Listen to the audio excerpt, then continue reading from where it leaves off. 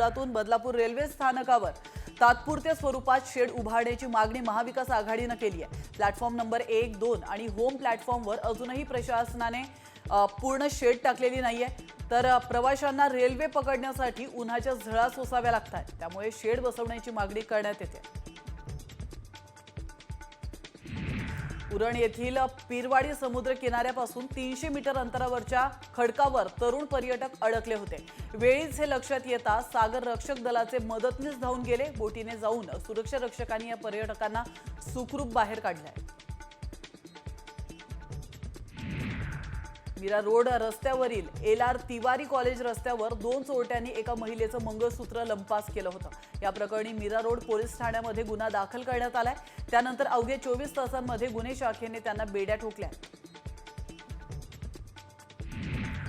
अमरनाथमध्ये दुचाकीवरून जात असताना कट मारल्याच्या रागातून एका तरुणावर चाकूने हल्ला केलाय। अंबरनाथच्या दुर्गादेवी पाडा भागामध्ये ही घटना घडली आहे। जखमीवर शासकीय रुग्णालयात उपचार सुरू आहेत। या प्रकरणी पोलीस ठाण्यामध्ये गुन्हा दाखल करण्यात आला असून पोलीस अधिक तपास करतात।